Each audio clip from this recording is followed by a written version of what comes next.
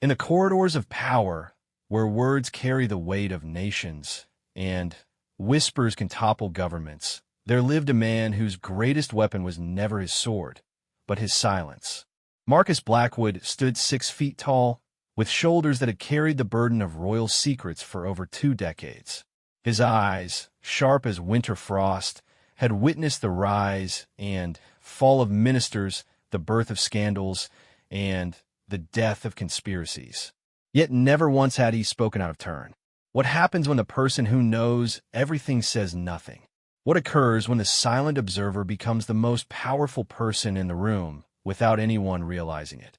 This is the story of how a royal guard's discipline in keeping quiet transformed him from a mere protector into the invisible hand that shaped a kingdom's destiny.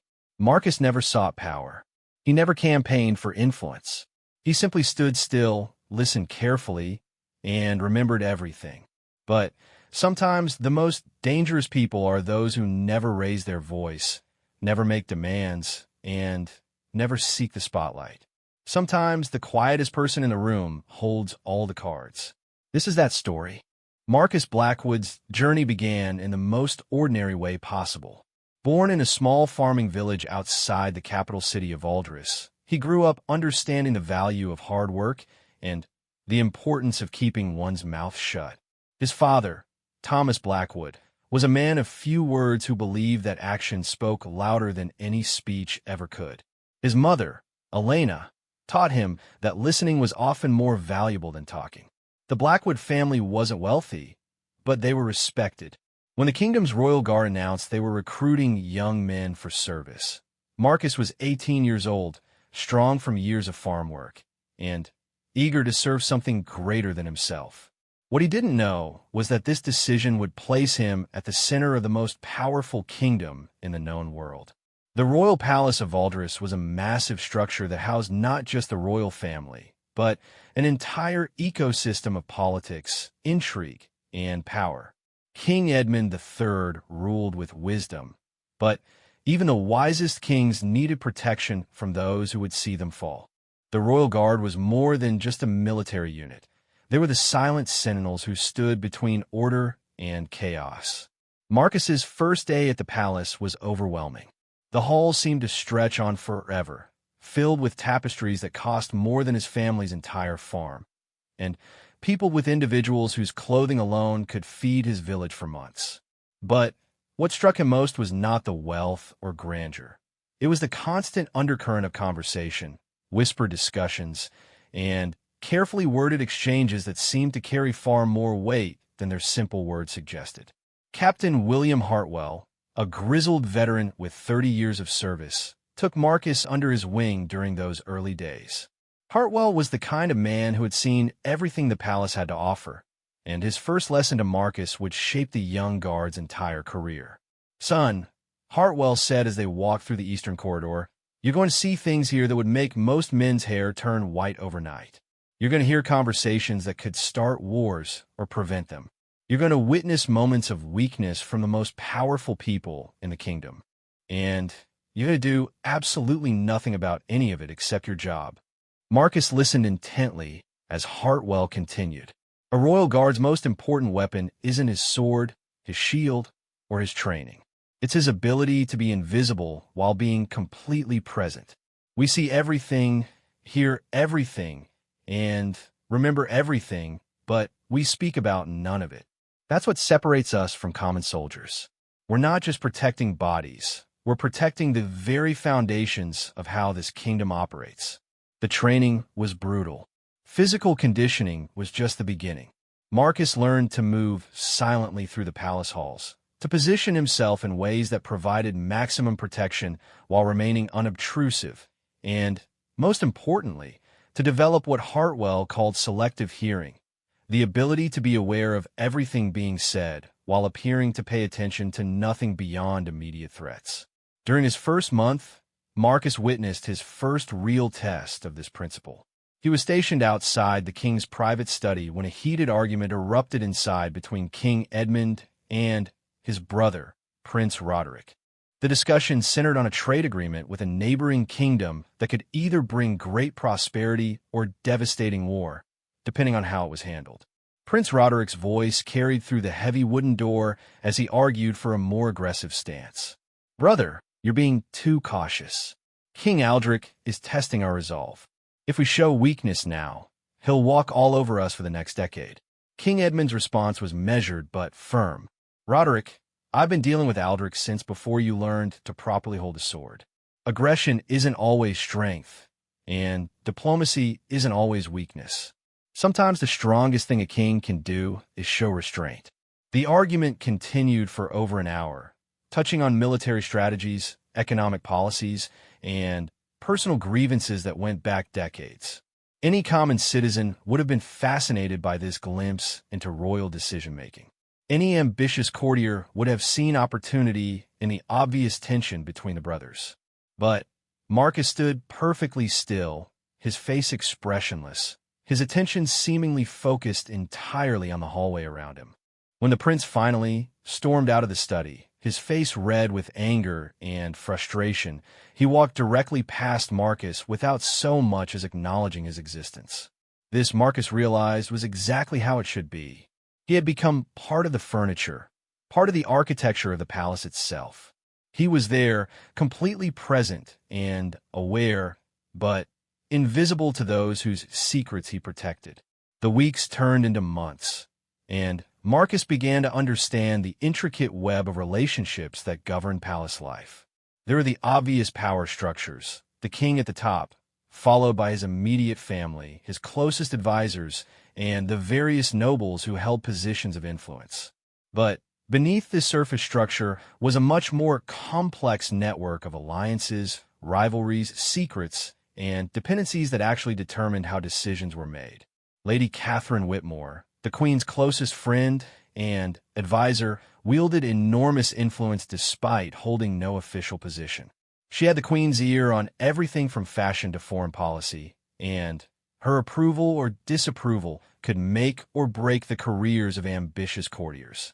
Marcus learned to recognize the subtle signs of her approval: a slight nod, a particular way of holding her fan, a specific tone of voice, and how other court members adjusted their behavior accordingly. Lord Chancellor Davidson was officially responsible for legal matters and administrative details, but his real power came from his incredible memory for precedent and his ability to find legal justification for almost any course of action the king might want to take. Marcus observed how courtiers would seek informal conversations with Davidson, hoping to plan ideas that might later become royal policy. Minister of Finance Lord Pemberton controlled the kingdom's purse strings, which gave him veto power over almost every major initiative. Marcus noticed how even the most powerful nobles would subtly defer to Pemberton during discussions that involved any kind of expenditure, and how Pemberton used this influence to advance his own political agenda. But perhaps the most interesting figure in this complex ecosystem was someone who held no official position at all. Eleanor Blackthorne, a merchant's daughter who had married into minor nobility and used her outsider's perspective to become one of the most effective and formal negotiators in the kingdom. Marcus watched her work with fascination, seeing how she could walk into a room full of people who had been arguing for hours and find common ground that none of the official diplomats had been able to identify. As Marcus's understanding of these dynamics grew, so did his appreciation for the wisdom of Captain Hartwell's teaching. The Royal Guard's power came precisely from their invisibility. Because they were not players in the political game, because they had no agenda beyond protection of the crown, they could be trusted to witness the most sensitive discussions without becoming a threat to any of the participants. This trust, Marcus realized, was an enormous responsibility. Every day, he learned things that could destroy careers, end marriages, or change the course of the kingdom's future. The temptation to use this knowledge was always present, but so was the understanding that doing so would not only violate his oath, but would ultimately undermine the very system that allowed him to be effective in his role. One particularly memorable incident occurred during Marcus's 6th month of service. He was stationed outside the small parlor where Queen Isabella received her weekly reports from her network of ladies-in-waiting, who served as informal intelligence gatherers throughout the kingdom. These women, who moved in all levels of society, brought news of everything from grain prices in distant provinces to rumors of discontent among the merchant classes. On this particular day, the conversation turned to a disturbing pattern of reports about Lord Aldwin Mercator, one of the kingdom's most powerful nobles. Multiple sources indicated that Mercator was using his position to manipulate grain prices, artificially creating scarcity in some regions while stockpiling supplies in others. The practice was technically legal, but deeply unethical, and it was causing real suffering among the common people. The Queen's dilemma was complex. Mercator was not only wealthy and influential, but he was also the father of Sir James Mercator, one of King Edmund's closest friends and most trusted military advisors. Any action against the father would inevitably strain the relationship with the son, potentially costing the kingdom one of its best strategic minds at a time when military expertise was crucial. As the ladies-in-waiting discussed various approaches to the problem, Marcus found himself thinking about his own village, about families he had known who struggled to put food on their tables even in good times. The image of Lord Mercator profiting from their suffering while his son enjoyed the king's friendship stirred emotions that Marcus had to work hard to suppress. But suppress them he did. He stood perfectly still, his face betraying nothing of his internal reaction, his attention apparently focused solely on potential threats to the Queen's safety. When one of the ladies-in-waiting suggested that perhaps someone should quietly inform Sir James about his father's activities, allowing him to address the issue privately, Marcus gave no sign that he had heard anything at all. Later that evening, as he walked the night patrol with Captain Hartwell, Marcus struggled with what he had learned. The captain seemed to sense his internal conflict without Marcus saying a word. "Something weighing on your mind, son?" Hartwell asked as they paused near one of the palace's many gardens. Marcus considered his words carefully. "Captain, how do you maintain perspective when you learn things that affect people's lives? How do you stay silent when speaking might prevent suffering?" Hartwell was quiet for a long moment, looking out over the carefully manicured grounds. "That's the question that separates the boys from the men in this job," he finally said. "And the answer isn't simple. We serve the crown, but the crown serves the kingdom. Sometimes the best way to serve both is to trust the system to work as it's designed to work." He turned to face Marcus directly. "The Queen heard what you heard today. So did her advisors. They're not ignorant of the problem, and they're not indifferent to the suffering it causes. But they also see the bigger picture, the complex web of relationships and consequences that we as guards are not positioned to fully understand. Our job is to protect them while they do their job, which is to govern wisely." Marcus nodded, but Hartwell could see he wasn't entirely satisfied with this answer. "Let me put it another way," the captain continued. "If you broke your silence and revealed what you learned today, what would happen? Best case scenario, you'd accelerate a process that was already in motion.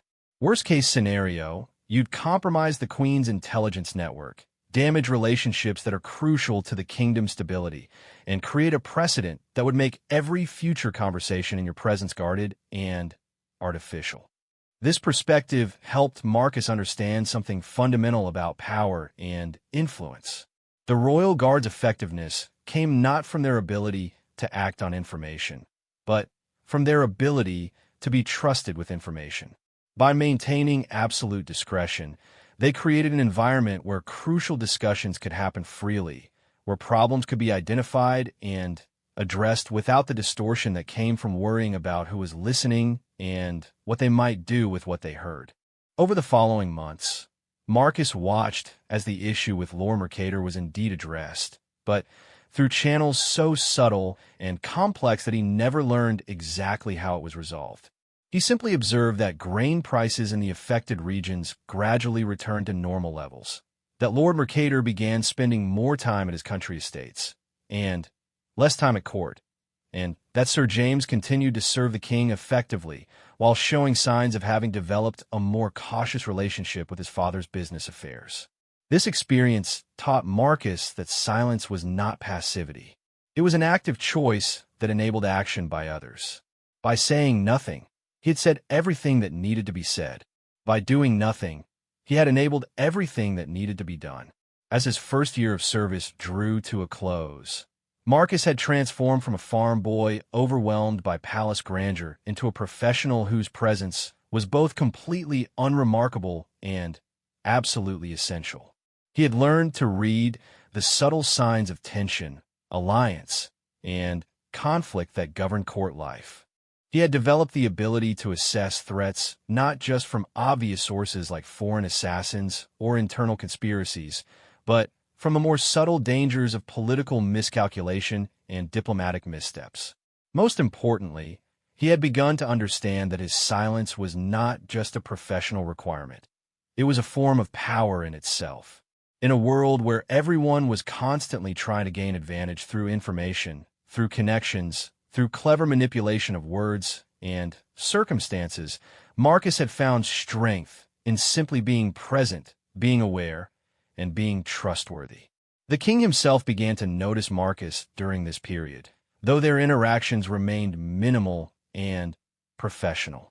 King Edmund had a habit of taking evening walks through certain sections of the palace, often stopping to look out windows or to examine particular paintings or tapestries. Marcus learned to anticipate these walks and to position himself along the route in a way that provided security without being intrusive. During one such evening, the king paused longer than usual at a window overlooking the palace courtyard. Below, a group of young nobles were engaged in sword practice, their laughter and friendly competition echoing off the stone walls. "Tell me, Guard Blackwood," the king said without turning around, using Marcus's name for the first time, "what do you see when you watch them?" Marcus considered the question carefully. The king was testing him, but he wasn't sure exactly what kind of test this was. "I see young men preparing for responsibilities they may never have to face, Your Majesty, but which they must be ready for nonetheless." King Edmund turned to look at him directly. An interesting perspective. Most people see privilege and leisure when they watch noble children at play. Perhaps both things can be true at the same time, Your Majesty. The king smiled slightly. "Indeed they can. That's a wisdom that serves a man well in this place." As they continued their walk, the king spoke again. "Captain Hartwell tells me you've adapted well to palace life. He says you have the qualities we value most in the guard. I try to serve faithfully, Your Majesty." "Faithfulness is important," the king agreed. "But so is judgment. Knowing when to speak and when to remain silent, when to act and when to observe. These are not skills that can be taught directly. They must be learned through experience and reflection." Marcus understood that this conversation itself was part of his education. The king was acknowledging his progress while also setting expectations for continued growth. The message was clear. He was being watched, evaluated, and potentially prepared for greater responsibilities. As winter approached and Marcus completed his first year of service, he reflected on how much his understanding of power had evolved. When he first arrived at the palace, he had thought of power in simple terms. The king commanded, and others obeyed. But he now understood that real power was much more complex and subtle. The king's power was certainly real, but it was also limited by law, custom, political reality, and the need to maintain the support of various constituencies. The nobles had power, but it was constrained by their dependence on royal favor and their need to maintain their relationships with each other. Even the servants had forms of power derived from their knowledge of palace routines and their ability to make daily life more or less comfortable for their betters. In this complex ecosystem, the royal guard occupied a unique position. They were powerful enough to be respected, but not so powerful as to be seen as threats. They were knowledgeable enough to be valuable, but disciplined enough to be trusted. They were present at the most important moments, but silent about what they witnessed. Marcus had learned to see his silence not as a limitation, but as a tool. By saying nothing, he encouraged others to speak freely in his presence. By appearing to notice nothing beyond immediate security concerns, he enabled others to behave naturally around him. By maintaining absolute discretion about what he learned, He created an environment where sensitive discussions could happen without fear of exposure. This approach had already begun to pay dividends. Courtiers who might have been guarded around other observers gradually began to treat Marcus as part of the furniture, speaking openly about matters of policy and politics in his presence. Foreign dignitaries, initially suspicious of being overheard by royal guards, learned to trust Marcus's professional discretion and stopped moderating their conversations when he was nearby. As the first snowfall of winter dusted the palace grounds, Marcus stood at his post outside the throne room, watching the daily parade of courtiers, petitioners, and officials who sought the king's attention. He had learned to read the subtle signs of their hopes, fears, and hidden agendas. He could identify the ambitious ones seeking advancement, the worried ones trying to head off problems, and the confident ones who already knew they had the king's favor. But more importantly, he had learned to be present without being intrusive, to be aware without being obvious about his awareness. He had mastered the art of professional invisibility that would serve him throughout his career. Captain Hartwell had been right about the importance of silence, but Marcus was beginning to understand that there was more to it than simply keeping secrets. Silence was a form of communication in itself. It conveyed respect, discipline, and trustworthiness. It created space for others to fill with their own words and actions. It was, paradoxically, one of the most powerful tools a person could possess in a place where words carried such enormous weight. As he prepared for his second year of service, Marcus had no idea that the lessons he had learned about the power of silence would soon be tested in ways he could never have imagined. He could not have known that events were already in motion that would require him to use his hard-earned wisdom about when to speak and when to remain quiet in situations where the future of the kingdom itself hung in the balance. Marcus's second year of service began with changes that would test everything he had learned about the delicate balance of power within the palace walls. The kingdom of Valderus found itself facing external pressures that demanded internal unity, but instead revealed fractures that had been growing beneath the surface for years.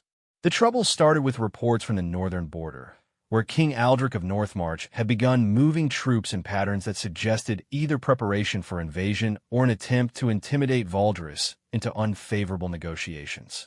The situation required careful diplomacy backed by credible military strength, but it also exposed fundamental disagreements about how the kingdom should respond to external threats. Marcus first became aware of these tensions during a private meeting between King Edmund and his war council. The king had called together his most trusted military and political advisors to discuss the developing situation, and Marcus was assigned to guard the chamber where these crucial discussions took place. The meeting began with General Harrison providing a detailed assessment of Northmarch's military capabilities and likely intentions. Harrison was a veteran commander whose tactical brilliance had secured Valderus's borders for over a decade, but his approach to problems was always direct and aggressive. His analysis was thorough and professional, but his recommendations were predictably militant. "Your Majesty," Harrison concluded his presentation, "King Aldric is testing our resolve. Every day we delay a strong response makes him bolder and makes our eventual response more costly. I recommend immediate mobilization of our border forces and a clear ultimatum regarding his troop movements." Prince Roderick, who had been listening intently, immediately voiced his support. "General Harrison is absolutely right, brother. Aldric has been pushing boundaries for years, always backing down just enough to avoid real consequences. This time we need to show him that there are lines he cannot cross." But Lord Chancellor Davidson raised concerns about the legal and diplomatic implications of military mobilization. "Your Majesty, while I understand the military perspective, we must consider how such actions would be perceived by our other neighbors and by our own people. Mobilization is expensive, disruptive to commerce, and could be seen as provocative rather than defensive." Minister of Finance Lord Pemberton supported Davidson's cautious approach, though for different reasons. "The Treasury is not currently positioned for a major military campaign. We've had two poor harvests in 3 years, and the infrastructure improvements your majesty approved have stretched our resources. A prolonged mobilization could force us to raise taxes at the worst possible time. The debate continued for hours, with each advisor presenting valid concerns and reasonable arguments. Marcus listened to every word while maintaining his professional focus on potential threats to the king's safety, but he could not help being struck by the complexity of the decisions these men faced. Every choice carried risks, and every delay in making choices was itself a choice that carried its own risks. What troubled Marcus most was not the disagreement itself. He had learned that healthy debate was an essential part of good governance, but the undertones of personal animosity that seemed to color some of the exchanges. Prince Roderick's support for General Harrison's aggressive stance carried hints of criticism for the king's more measured approach. Lord Pemberton's financial concerns seemed to be tinged with political calculations about how various policies would affect his standing with different constituencies. As the meeting concluded without reaching a clear decision, Marcus could sense the frustration in the room. The king had listened carefully to all perspectives, but his natural inclination toward careful deliberation was being challenged by circumstances that seemed to demand quick action. Over the following weeks, as the northern situation continued to develop, Marcus observed how these underlying tensions began to affect the entire atmosphere of the palace. Courtiers who had previously maintained cordial relationships began to form more clearly defined factions. Conversations that had once been open and collaborative became guarded and strategic. Lady Catherine Whitmore, the Queen's closest advisor, found herself in an increasingly difficult position. Her traditional role was to provide the Queen with information and perspective about court politics, but the growing divisions made it nearly impossible to maintain neutrality.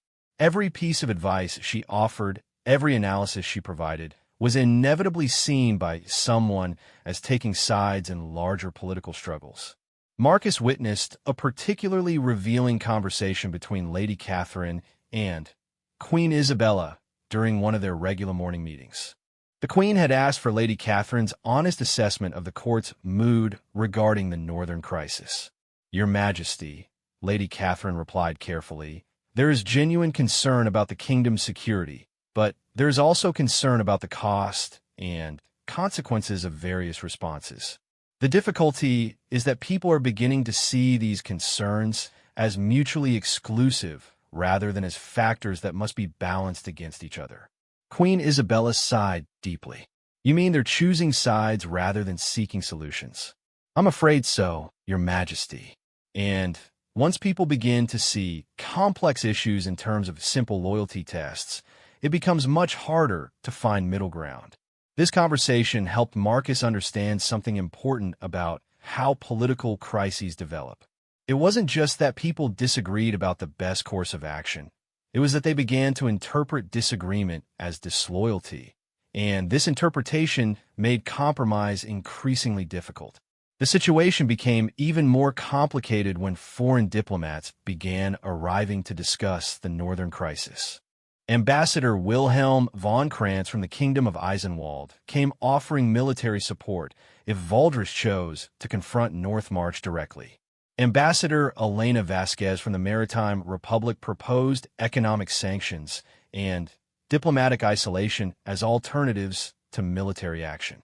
Marcus was assigned to provide security during several of these diplomatic meetings, and he observed how foreign interests added another layer of complexity to an already difficult situation.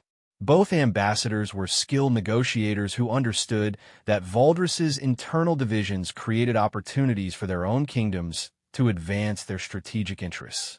During a private dinner between King Edmund and Ambassador von Krantz, Marcus listened as the Eisenwald representative made his case for military cooperation. "Your Majesty, King Aldrich respects only strength.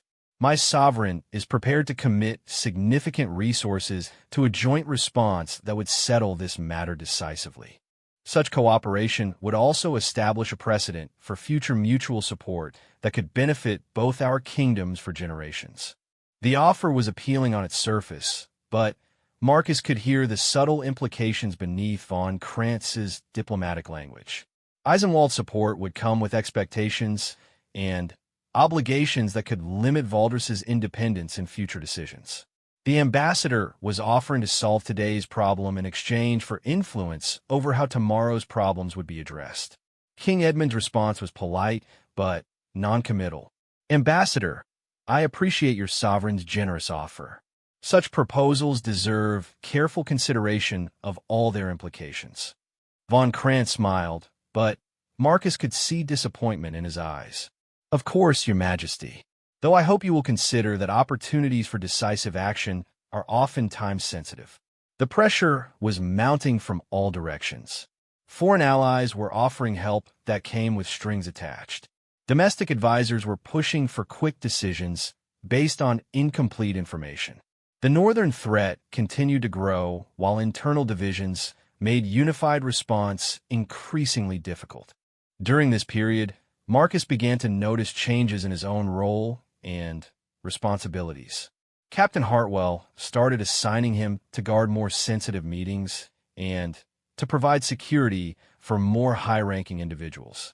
These assignments gave him access to even more confidential information, but they also increased the weight of responsibility he carried. One particularly significant assignment was providing security for a secret meeting between the king and Sir James Mercator, the military advisor whose father had been involved in the grain price manipulation that Marcus had learned about during his first year. Sir James had requested a private audience to discuss intelligence he had gathered about North March's military preparations.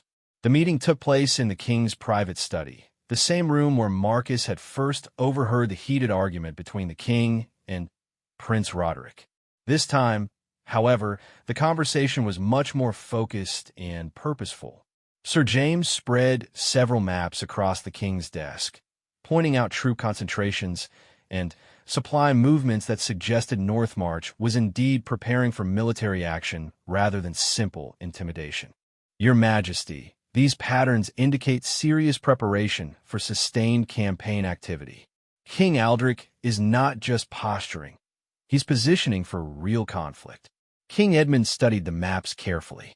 "How confident are you in this assessment, James?" "Very confident, Your Majesty. The sources are reliable, and the patterns are consistent with everything we know about North March military doctrine." The king was quiet for a long moment, clearly weighing the implications of this information. Finally, he asked, "If you were in my position, what would you do?" Sir James hesitated before answering. "Your Majesty, I would mobilize immediately but quietly. Call up reserves under the pretense of routine training exercises. Position our forces to respond quickly, but avoid provocative deployments that might escalate the situation unnecessarily." It was a thoughtful recommendation that balanced military necessity with diplomatic sensitivity, and Marcus could see that the king found it persuasive.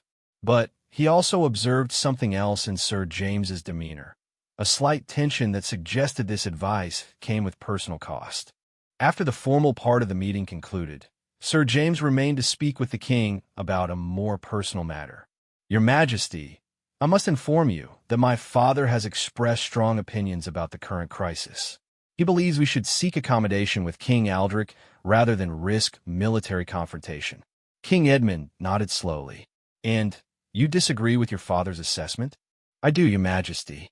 Respectfully, I believe my father's business interests in northern trade routes may be influencing his political judgment. My loyalty is to the crown and to the kingdom's security, not to my family's commercial concerns." This exchange revealed something important about the complexity of loyalties that govern palace life. Sir James was essentially choosing between family loyalty and duty to the crown, and he was doing so publicly to ensure that his professional advice would not be questioned. Marcus realized that he was witnessing an act of considerable moral courage, regardless of whether Sir James's military assessment was correct. Over the following days, Marcus observed the subtle implementation of Sir James's recommendations. Reserve units were quietly called up for training exercises. Supply lines were strengthened under the cover of logistics efficiency improvements. Border patrol schedules were adjusted to provide better intelligence gathering while maintaining the appearance of routine operations. The measures were carefully designed to increase military readiness without appearing provocative, but they could not be kept secret indefinitely.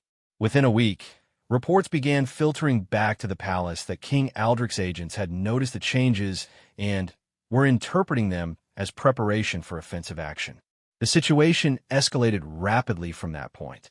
King Aldrich sent a formal protest demanding explanation for Valdres's military preparations. King Edmund responded with his own formal note expressing concern about North March troop movements and requesting clarification of their purpose. Both messages were diplomatically worded, but their underlying message was clear. Each kingdom was warning the other not to mistake preparation for weakness. Marcus found himself assigned to provide security during the emergency council meeting called to discuss this escalation. The atmosphere in the room was tense, with each advisor now feeling pressure to advocate for clear, decisive action rather than continued deliberation. General Harrison argued for immediate and overwhelming military deployment. Your Majesty, the time for subtlety has passed. King Aldrich has called our bluff, and now we must either follow through with real strength or accept whatever terms he chooses to dictate. Prince Roderick supported the general's position, but with even stronger language. Brother, we cannot allow foreign kings to dictate Valdres policy through intimidation. Every day we appear weak makes us actually weaker. Lord Chancellor Davidson continued to advocate for diplomatic solutions, but his arguments seemed increasingly desperate. Your Majesty, once armies begin moving in earnest, they develop momentum that becomes very difficult to control. Are we certain that military action would achieve our objectives better than continued negotiation? Minister of Finance Pemberton raised practical concerns about the costs of full mobilization, but his objections were overruled by the king's determination to present a united front to potential enemies. What struck Marcus most about this meeting was how the external pressure had forced internal divisions into the open. Advisors who had previously been able to maintain collegial relationships despite their disagreements were now forced to take clear positions that put them in direct opposition to each other. The king's decision, when it came, reflected his attempt to balance competing concerns while maintaining unity within his government. He authorized limited military mobilization, stronger than Sir James's original recommendation, but less aggressive than General Harrison's proposal. It was a compromise that satisfied no one completely, but that everyone could accept as reasonable. But Marcus observed something troubling in how this compromise was received. Rather than seeing it as evidence of the king's wisdom in balancing competing concerns, various factions seemed to interpret it as validation of their own positions while dismissing aspects they disagreed with. General Harrison focused on the authorization of mobilization while minimizing its limitations. Lord Chancellor Davidson emphasized the diplomatic restraint while downplaying the military escalation. This pattern of selective interpretation worried Marcus because it suggested that the underlying divisions remained unresolved despite the appearance of consensus. The compromise had papered over fundamental disagreements rather than resolving them, and those disagreements would likely resurface as soon as the immediate crisis passed. His concerns proved prophetic within days. King Aldrich's response to Valdres's mobilization was swift and decisive. North March forces moved to forward positions along the border, making it clear that further escalation would mean actual warfare. At the same time, diplomatic channels brought word that King Aldrich was prepared to negotiate a peaceful resolution, but only if Valdres demonstrated good faith by partially demobilizing first. The proposal put King Edmund in an impossible position. Accepting King Aldrich's terms would appear weak and could encourage future provocations. Rejecting them would likely mean war with an enemy who had demonstrated superior strategic preparation. Either choice would vindicate one faction within the royal council while discrediting others. Marcus watched as the king struggled with this decision during a series of private meetings with individual advisors. Each meeting followed a similar pattern. The advisor would present their perspective, the king would ask thoughtful questions, and both men would acknowledge the genuine difficulty of the situation. But none of these conversations brought the king closer to a clear resolution. The breakthrough, when it came, emerged from an unexpected source. Eleanor Blackthorne, the merchant's daughter who had become one of the palace's most effective and formal negotiators, requested a private audience with the king.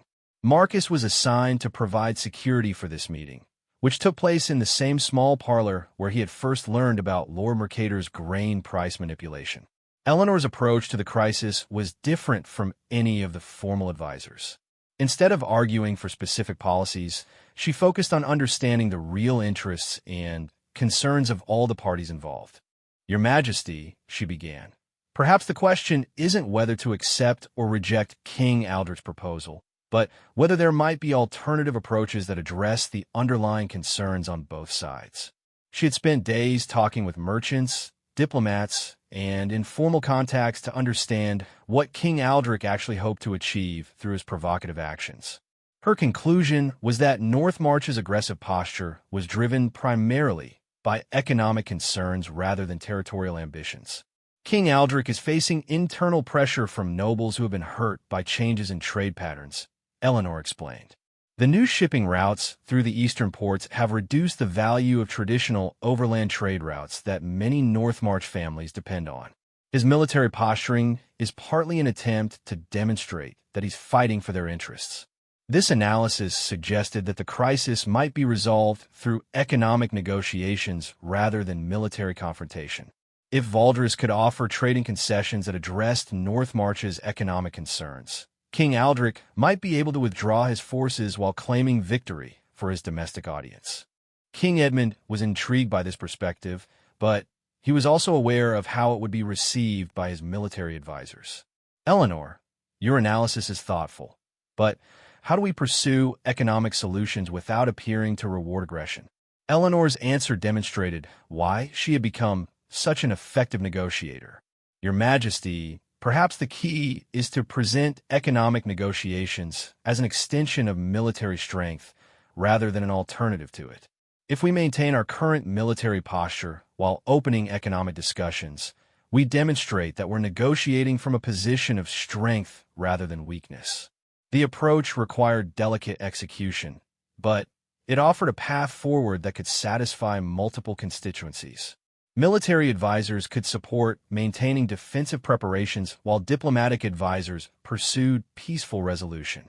Economic concessions could be presented as strategic investments in regional stability rather than capitulation to threats. Marcus observed the careful implementation of this strategy over the following weeks. Public statements emphasized Valdres's military readiness and determination to defend the kingdom's interests, while private diplomatic channels explored economic arrangements that might address Northmarch's underlying concerns. The negotiations were complex and often frustrating, with both sides testing the other's resolve and searching for advantages. But gradually, the outline of a workable agreement began to emerge. Valdres would provide preferential trading status for certain Northmarch goods, while Northmarch would guarantee safe passage for Valdres merchants using the traditional overland routes. The final agreement was announced as a triumph of strength and diplomacy working together, with King Edmund presenting it as evidence that Valdres could defend its interests while maintaining peaceful relationships with its neighbors. Both military and diplomatic advisors claimed credit for the successful resolution, and the underlying tensions that had threatened to tear apart the royal council were temporarily forgotten in the glow of apparent success. But Marcus had learned enough about palace politics to recognize that this resolution was temporary rather than permanent. The fundamental disagreements about how to balance military strength with diplomatic flexibility remained unresolved. The personal rivalries and competing loyalties that had been exposed during the crisis had been papered over, but not eliminated. As winter deepened and the immediate crisis passed, Marcus reflected on what he had learned about the nature of political power during this turbulent period. He had seen how external pressures could expose internal divisions, how the need for quick decisions could override careful deliberation, and how even successful compromises could mask underlying problems that would resurface later. Most importantly, he had observed how his own role as a silent observer had become even more valuable during times of crisis. When emotions ran high and personal stakes were elevated, the presence of someone who could be trusted to maintain absolute discretion became crucial to enabling honest discussions about difficult choices. The lessons of this period would serve Marcus well in the years ahead, though he could not yet imagine how much more complex and dangerous his position would become as his reputation for reliability and discretion brought him to the attention of players in even more sensitive political games. The third year of Marcus's service brought changes that would test his understanding of loyalty, discretion, and the sometimes conflicting demands of duty. The successful resolution of the North March crisis had earned him recognition as one of the most reliable guards in the palace, but it had also placed him in positions where the weight of silence became almost unbearable. The changes began subtly, with Captain Hartwell assigning Marcus to increasingly sensitive duties. No longer was he simply guarding meeting rooms or escorting minor officials. Instead, he found himself providing security for private conversations between the king and foreign ambassadors, standing watch during secret meetings with intelligence agents, and maintaining order during discussions that could reshape the kingdom's future. These new responsibilities came with a price. The more Marcus learned about the complex web of relationships that governed not just Valdris, but the entire region, the more he understood how fragile the peace really was. Every successful negotiation created new tensions elsewhere. Every alliance formed against one threat opened vulnerabilities to different dangers. Every secret kept to preserve one relationship risked exposing another. The situation that would define this period of Marcus's service began with the arrival of a diplomatic delegation from the Eastern Empire, a vast and ancient civilization that had traditionally maintained minimal contact with the smaller Western kingdoms. The delegation was led by Ambassador Chun Wei, a man whose reputation for subtle negotiation and strategic thinking preceded him by months. Marcus was assigned as the primary security officer for Ambassador Chen Stay, which meant he was present for virtually every significant conversation the ambassador had with Valdris officials. What he learned during those first few days changed his understanding of how power operated on a continental scale. The Eastern Empire, Ambassador Chan explained during his initial meeting with King Edmund, was facing pressure from barbarian tribes along its northern borders. These tribes have been driven south by climate changes and resource scarcity, and they pose a threat that even the Empire's vast military resources were struggling to contain. The Empire was therefore seeking to secure its western borders through diplomatic agreements that would prevent the spread of conflict. Your Majesty, Ambassador Chen said during that first meeting, the Empire has no territorial ambitions in your region. What we seek is stability. The barbarian migrations have created chaos across vast areas, and chaos has a tendency to spread if not contained quickly and decisively. King Edmund listened carefully to this explanation, but Marcus could see that the king was struggling to understand why the Eastern Empire would be interested in forming agreements with relatively small kingdoms like Valdris. Ambassador Chen seemed to sense this confusion and provided clarification that Marcus found deeply troubling. Your Majesty, the Empire's concern is not with direct invasion of your lands, which would indeed be impractical across such distances. Our concern is with the secondary effects of large-scale population movements. When barbarian tribes are displaced, they seek new territories. When those new territories are occupied, their previous inhabitants are also displaced. This creates waves of migration and conflict that can travel hundreds of miles from their original source. The ambassador's words painted a picture of potential catastrophe that none of the Valdris leadership had previously considered. The kingdom's strategic planning had always focused on threats from neighboring kingdoms or internal rebellions. The possibility of massive population movements driven by events in distant lands was not something they were prepared to address.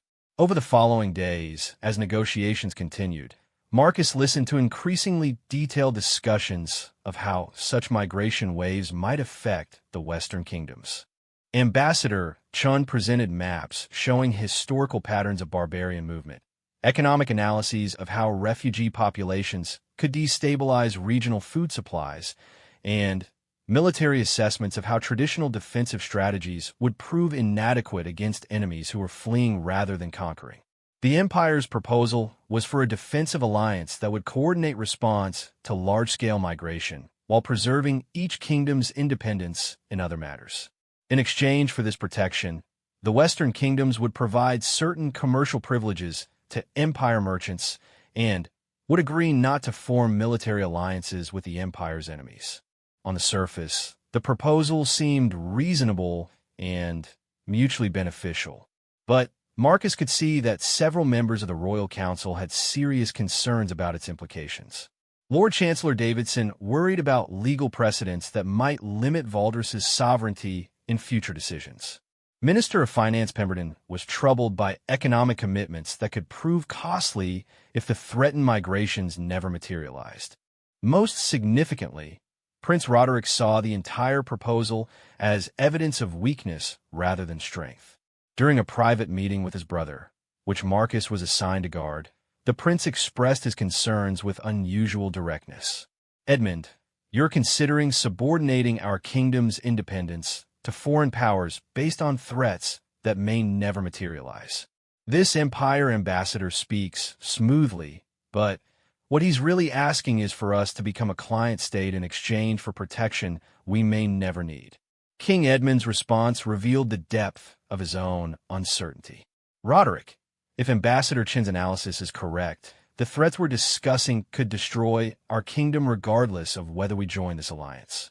If massive population movements do occur, we'll need all the help we can get to maintain order. And if they don't occur," Prince Roderick countered, "we'll have traded away our independence for nothing." "Brother, throughout history, empires have used distant threats to justify local control. How do we know this isn't simply a sophisticated form of conquest?"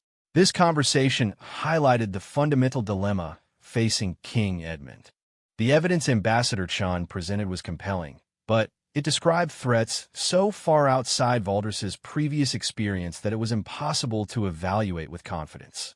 The proposed alliance offered potential security against catastrophic risks, but it also required commitments that could prove devastating if the Empire's motivations were different from what they claimed.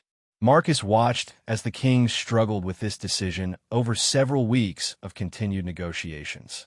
Unlike the North March crisis, where the threats and options were relatively clear, this situation required judgment about possibilities that might or might not materialize years or decades in the future. The complexity deepened when other kingdoms began responding to similar empire overtures. Reports arrived indicating that several neighboring rulers were considering alliance terms, while others were actively rejecting empire approaches. King Aldric of North March, despite his recent agreement with Valdres, was apparently among those most suspicious of empire intentions. This development created additional pressure on King Edmund's decision. If Valdres joined the alliance while North March remained outside it, the recent peace between the kingdoms could be undermined by competing loyalties. If Valdres remained independent while neighbors joined the alliance, the kingdom could find itself isolated and vulnerable to pressure from both empire allies and empire enemies. The situation became even more complicated when Marcus learned about secret negotiations that were occurring parallel to the official diplomatic discussions. During a late-night meeting in the palace library, Ambassador Chun met privately with Eleanor Blackthorne, the informal negotiator who had played such a crucial role in resolving the North March crisis. Marcus was assigned to provide security for this meeting, which had been arranged through channels so discreet that even most of the Royal Council was unaware of it. What he heard during that conversation revealed layers of complexity that went far beyond the official alliance proposal.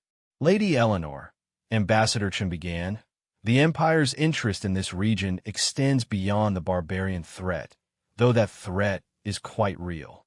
We are also concerned about the growing influence of the maritime republics, whose commercial networks could eventually challenge Empire trade interests. Eleanor listened carefully before responding. Ambassador, are you suggesting that this alliance is intended to counter maritime republic influence rather than barbarian migrations?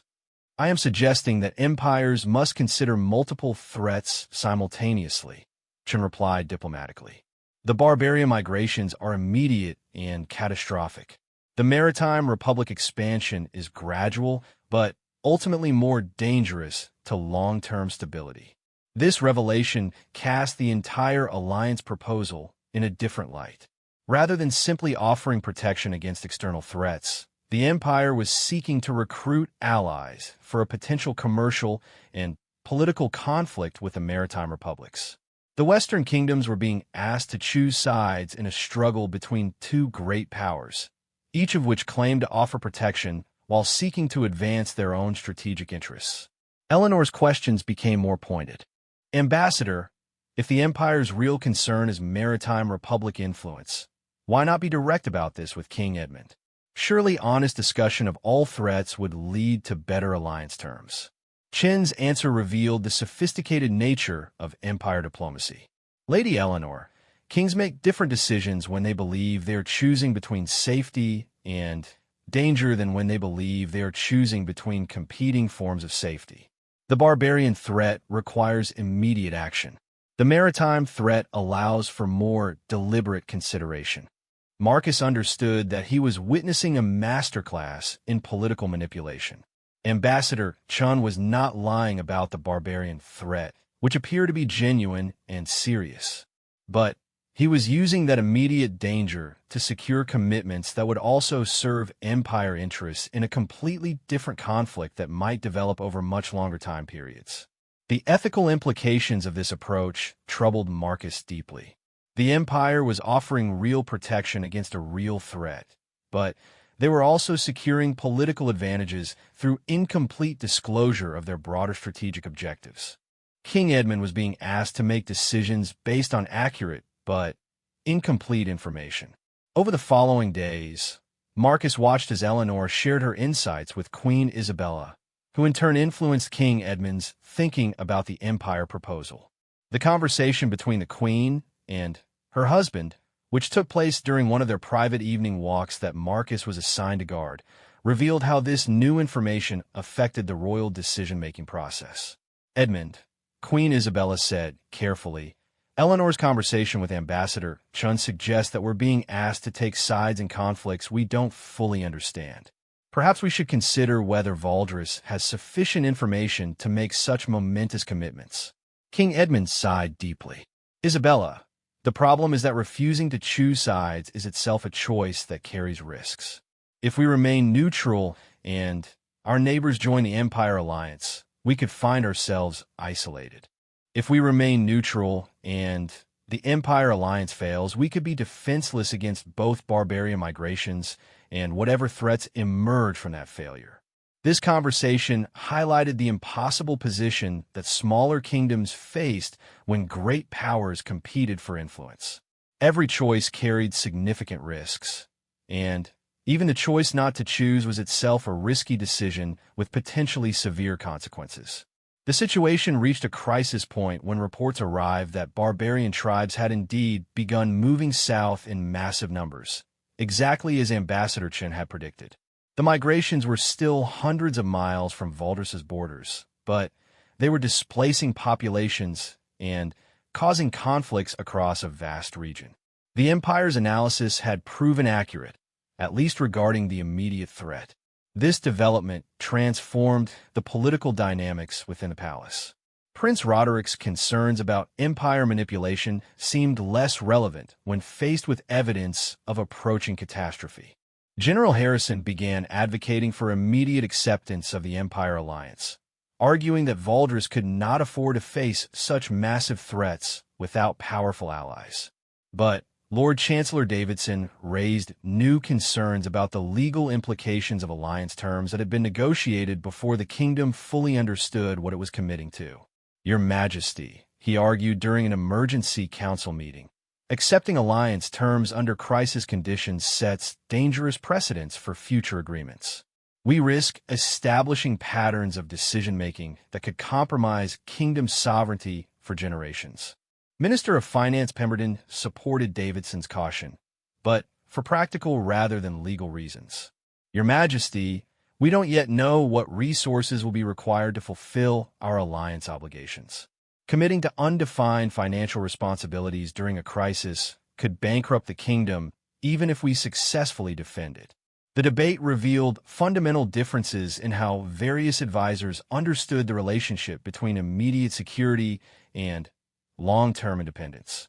Military advisors focused on the immediate need for powerful allies against overwhelming threats.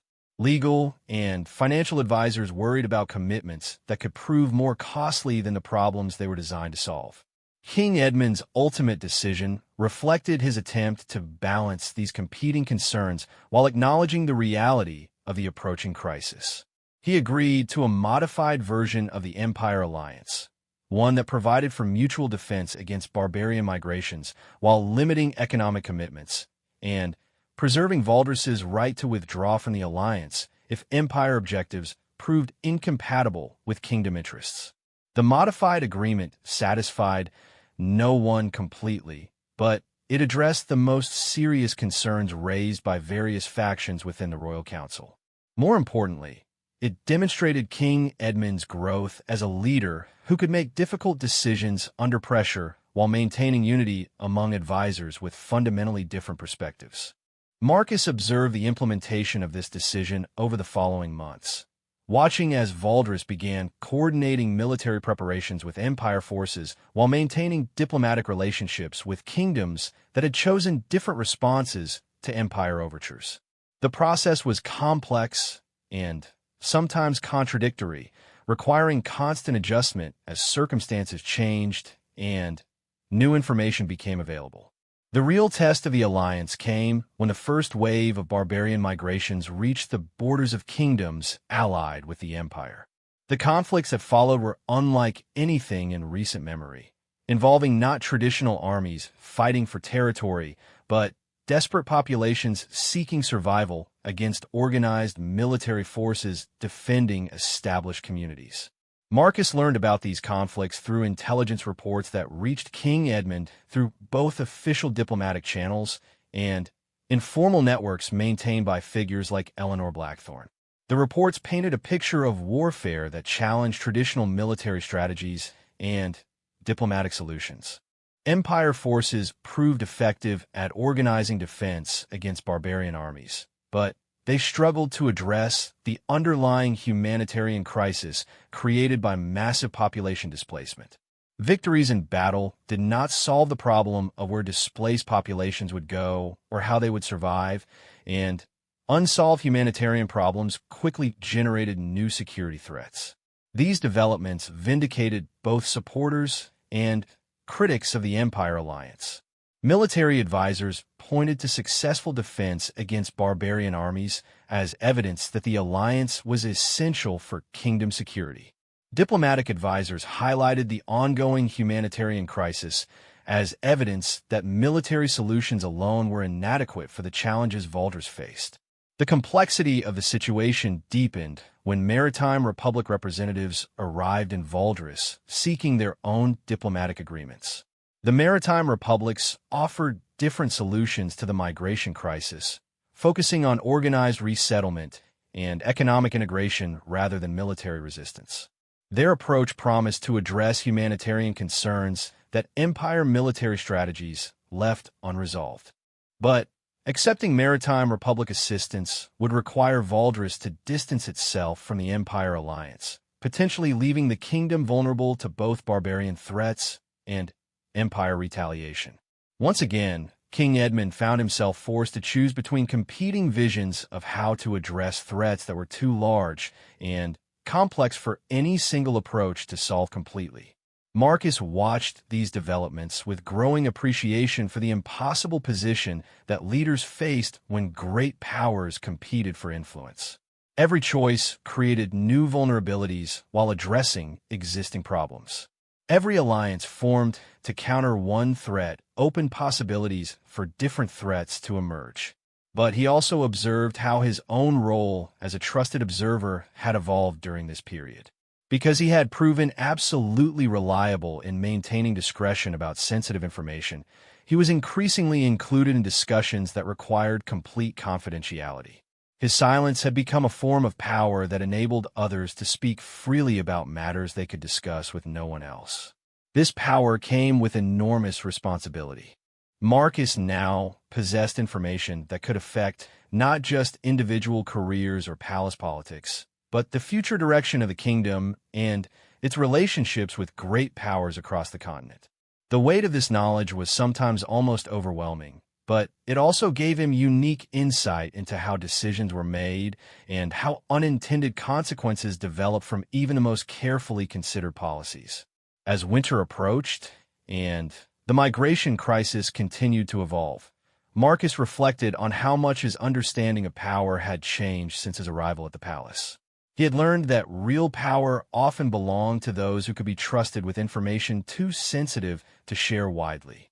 He had seen how silence could be more valuable than speech, how presence could be more important than action. Most significantly, he had begun to understand that in a world of competing great powers and complex threats, the most valuable individuals were often those who could maintain perspective and discretion while others around them were forced to take sides and make commitments based on incomplete information. This understanding would serve him well in the trials ahead, though he could not yet imagine how the lessons of this period would prepare him for even greater tests of loyalty, wisdom, and moral courage. The fourth year of Marcus's service brought revelations that would challenge everything he thought he understood about loyalty, duty, and the price of silence. What began as routine intelligence gathering about the ongoing migration crisis evolved into discoveries that threatened not just the kingdom's stability, but Marcus's own sense of moral certainty about his role as a silent guardian of royal secrets. The crisis emerged from an unexpected source. Sir James Mercator, the military advisor who had provided crucial intelligence about North March's preparations years earlier, requested an urgent private meeting with King Edmund. The meeting was scheduled for midnight in the king's private study, with Marcus assigned as the sole security officer present. When Sir James arrived, his usual composure was visibly shaken. Marcus had observed him through numerous crises, always maintaining the professional demeanor expected of senior royal advisors. Tonight, however, Sir James appeared genuinely frightened in a way that immediately put Marcus on high alert for potential security threats. "Your Majesty," Sir James began without his usual formal preliminaries, "I have learned information that threatens everything we've built over the past year. The Empire Alliance, our response to the migration crisis, even our basic understanding of what's happening across the continent. All of it is based on intelligence that may be fundamentally flawed." King Edmund leaned forward, his attention completely focused. "Explain."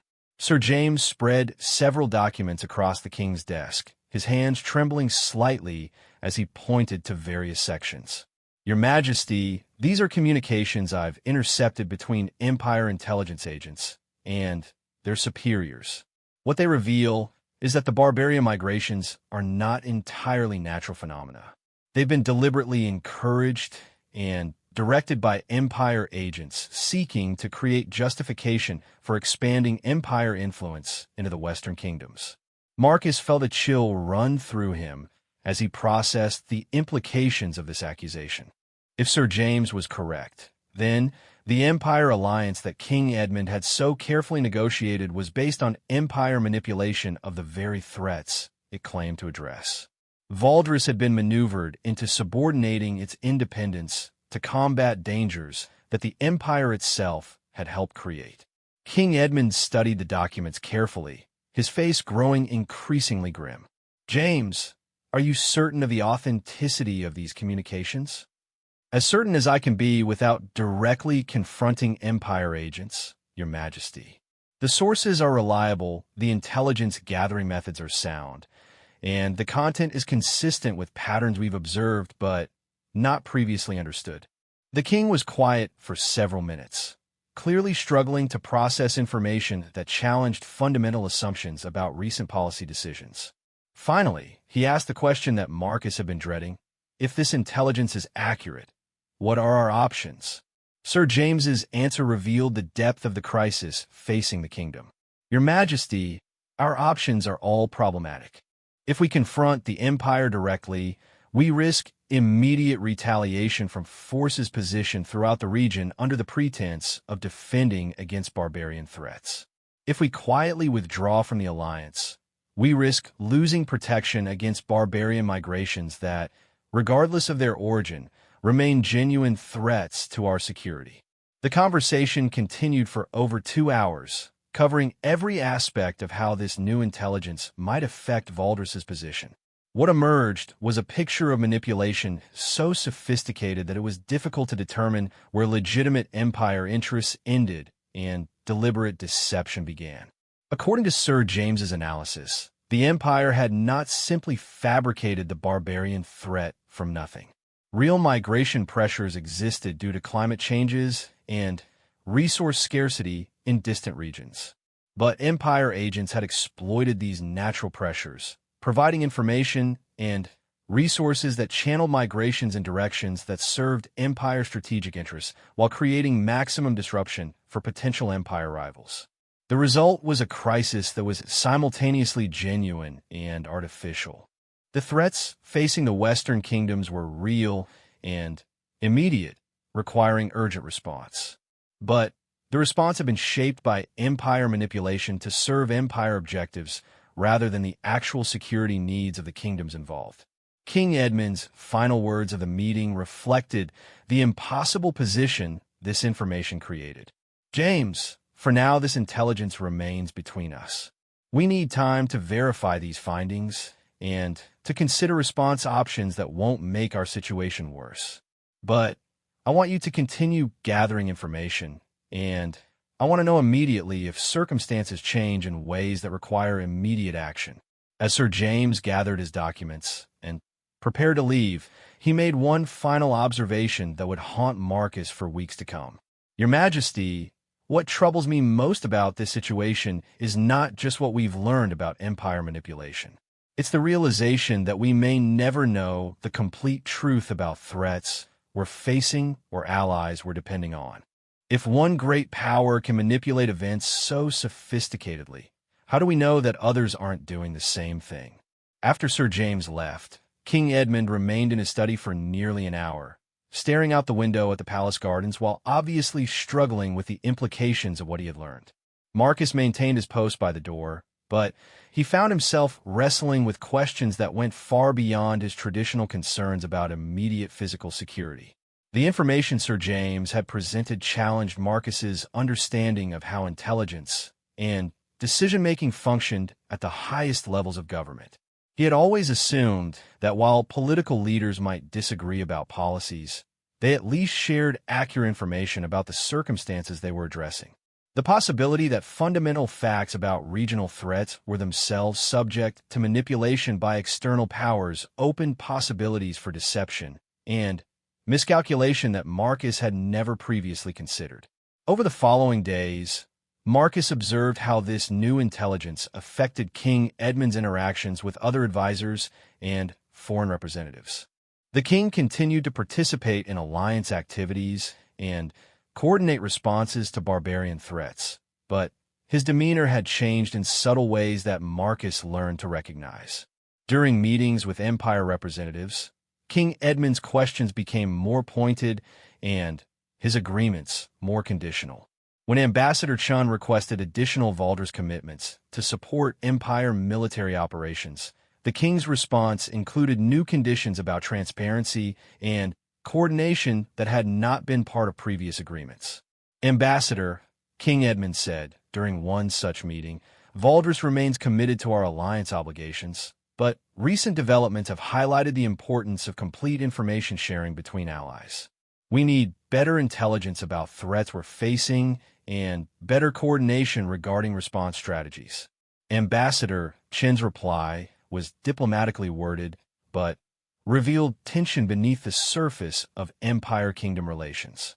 Your Majesty, the Empire appreciates Valdris's commitment to alliance effectiveness. Perhaps we should arrange for more detailed briefings about regional security developments. Marcus could see that both men were testing each other, searching for information while avoiding direct confrontation about their changed relationship. The conversation had a careful, formal quality that contrasted sharply with the more open discussions that had characterized earlier alliance negotiations. Similar tensions emerged in King Edmund's interactions with domestic advisors.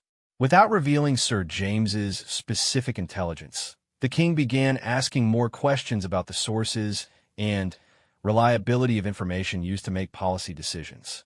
He also began seeking alternative perspectives on alliance obligations and response strategies.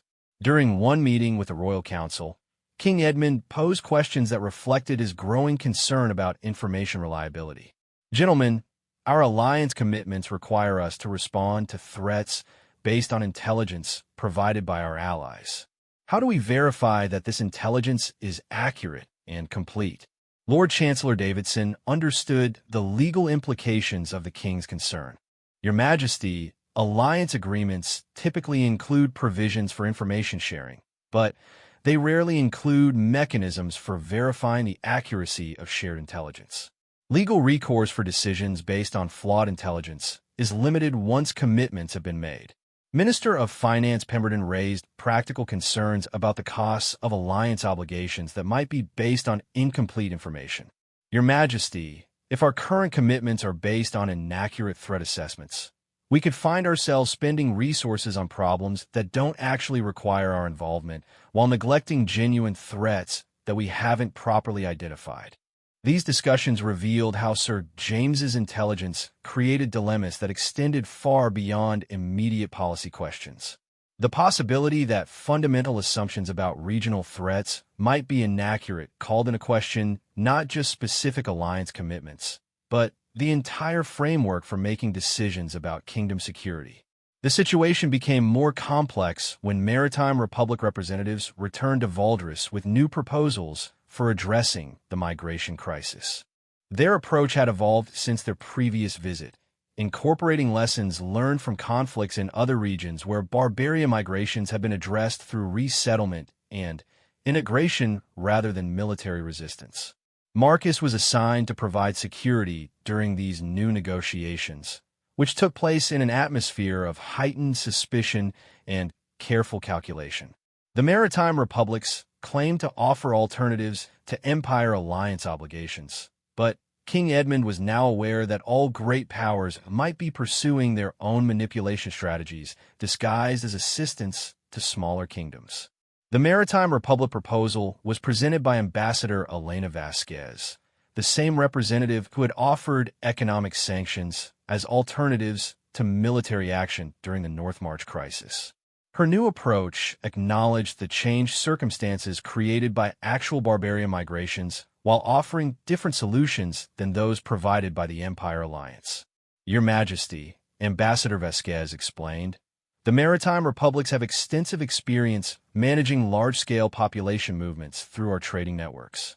We can offer resettlement opportunities, economic integration programs, and diplomatic coordination that address humanitarian concerns while maintaining security. The proposal was attractive because it offered to address the migration crisis through economic and diplomatic means rather than purely military resistance. But King Edmund's questions revealed his increased wariness about the motivations of all great power offers. Ambassador Vasquez, your republic's proposal requires significant coordination between our kingdom and your trading networks. How do we ensure that such coordination serves Valdris interests rather than simply advancing Republic commercial objectives? The ambassador's response demonstrated the sophisticated nature of Maritime Republic diplomacy. Your Majesty, the Republic's commercial interests are served by regional stability and economic growth. Unlike purely military approaches to the migration crisis, our proposal creates economic opportunities that benefit all parties rather than simply transferring costs from threatened regions to distant allies. Marcus observed how this answer addressed King Edmund's concerns while also advancing Republic objectives. The maritime republics were offering genuine solutions to humanitarian problems created by the migration crisis, but they were also positioning themselves to benefit commercially from increased trade relationships with resettled populations and grateful kingdoms. The negotiations continued for several weeks, with King Edmund seeking to understand the full implications of maritime republic proposals while maintaining his existing empire alliance obligations. The process was complicated by the need to avoid revealing the intelligence about empire manipulation that had prompted his reassessment of alliance relationships. During this period, Marcus found himself in the unprecedented position of possessing information that was crucial to kingdom decision-making, but that could not be shared with most of the people responsible for implementing those decisions. His knowledge of Sir James's intelligence gave him unique insight into the king's strategic thinking, but his duty to maintain silence meant he could not help other advisors understand why certain policies were being reconsidered. The burden of this knowledge became particularly difficult during a conversation between Prince Roderick and General Harrison that Marcus overheard while providing security for a military planning session. The prince and general were discussing their frustration with what they saw as the king's increasing indecisiveness about alliance commitments. Harrison, Prince Roderick said during a break in their formal meeting, "My brother seems to be questioning every aspect of our alliance strategy without explaining his concerns. If he has information that changes our security situation, shouldn't he be sharing it with his military advisors?" General Harrison's response reflected similar frustration. "Your Highness, effective military planning requires clear intelligence about threats we're facing and reliable information about allied support we can expect. Recent changes in alliance coordination suggest that something fundamental has changed, but we're not being given the information we need to adjust our strategies appropriately." Marcus understood their frustration, but he also understood why King Edmund was proceeding so carefully. The intelligence about empire manipulation was too sensitive to share widely until its accuracy could be verified and appropriate response strategies could be developed. But the delay in sharing this information was making it difficult for military advisors to provide effective counsel about immediate security decisions. The dilemma deepened when reports arrived indicating that barbarian migrations were accelerating and moving closer to Valdris's borders.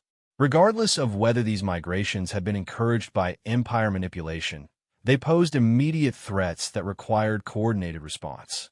The kingdom needed to make decisions about military deployment, refugee management, and alliance coordination based on the best available information, but that information was now suspect for reasons that could not be openly discussed.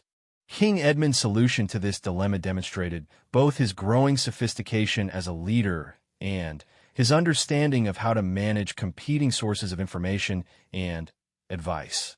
Rather than choosing between empire alliance obligations and maritime republic alternatives, he began developing a hybrid approach that incorporated elements of both while maintaining kingdom independence. The strategy involved maintaining formal alliance commitments while secretly developing alternative capabilities through maritime republic coordination.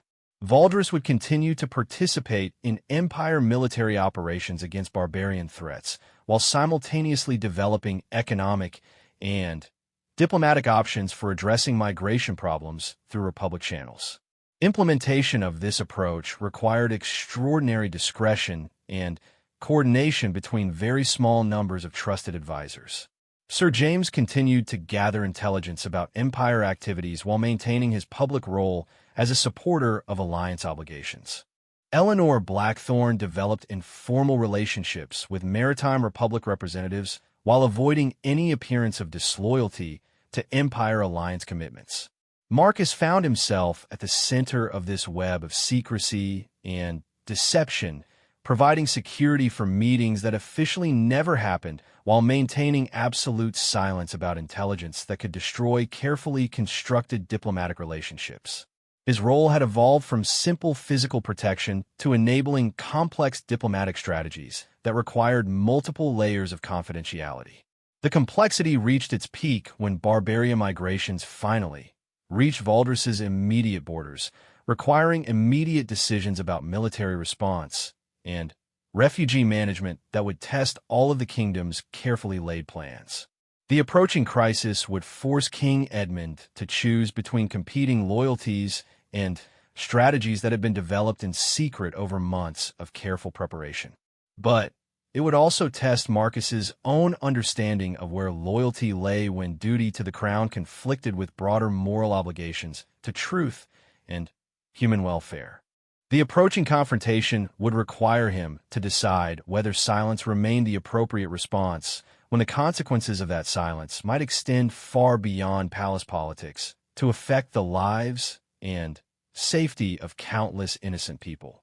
The stage was set for a final test that would determine not only the future of the kingdom, but Marcus's own understanding of how power, responsibility, and moral courage intersected in a world where silence had become his most dangerous weapon. The moment that would define Marcus Blackwood's legacy arrived with the first refugees fleeing barbarian armies that had finally reached Valdres's borders. What had been abstract policy discussions about migration management and alliance obligations suddenly became immediate humanitarian crises requiring decisions that would affect thousands of lives within hours rather than months. Marcus was summoned to the throne room before dawn on a cold morning in late autumn, where he found King Edmund meeting with an emergency council that included representatives from both Empire and Maritime Republic forces. The tension in the room was immediately apparent, with Empire military commanders advocating for aggressive resistance to barbarian advances, while Republic diplomats argued for negotiated resettlement arrangements.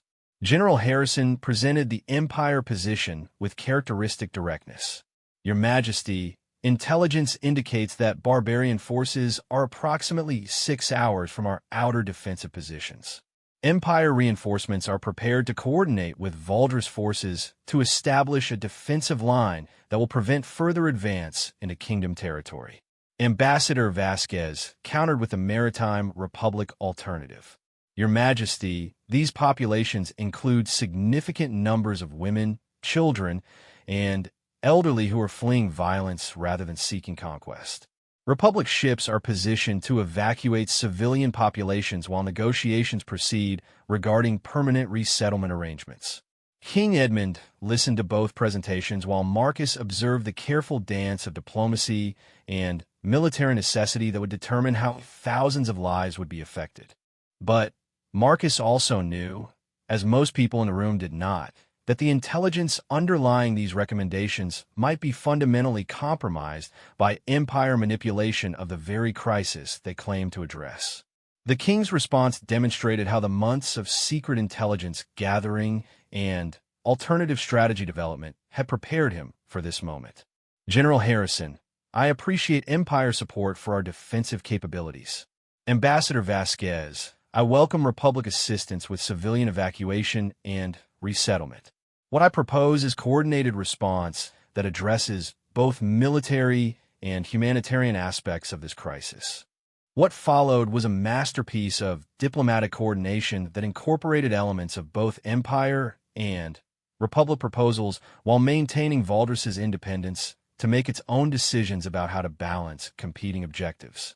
Empire military support would be accepted for defending against genuine military threats, while Republic assistance would be used for managing civilian populations and long-term resettlement issues. But the plan's success depended on information that had not been shared with most of the participants. Sir James Mercator had continued his intelligence gathering over the preceding months, developing a network of contacts that provided increasingly detailed information about Empire manipulation of barbarian movements. His most recent reports indicated that Empire agents had actually encouraged certain tribal groups to move toward Valdres specifically to test the kingdom's commitment to alliance obligations. This intelligence created an extraordinary situation where King Edmund was using Empire military support to defend against threats that Empire agents had partially created, while simultaneously using Republic assistance to address humanitarian problems that served Republic commercial interests. The irony was that both great powers were getting what they wanted from the crisis, while Valdris was protecting its people and maintaining its independence through careful manipulation of competing manipulators. Marcus watched this complex strategy unfold over the course of a single day that would reshape regional politics for decades to come. Empire forces proved highly effective at establishing defensive positions that prevented barbarian armies from advancing into settled areas. But rather than engaging in direct military confrontation, Republic evacuation ships provided safe passage for civilian populations, removing the humanitarian pressure that might have forced more aggressive military action. The result was a containment strategy that addressed immediate threats while creating opportunities for negotiated solutions to longer-term problems. Barbarian military forces found themselves without civilian populations to protect or territorial objectives to capture, making continued military action counterproductive. Republic resettlement programs provided alternatives to territorial conquest for displaced populations seeking new homes. But the day also brought a crisis that would test Marcus's understanding of when silence became complicity in injustice. During the afternoon, as defensive positions were being established and civilian evacuations were proceeding, Marcus overheard a conversation between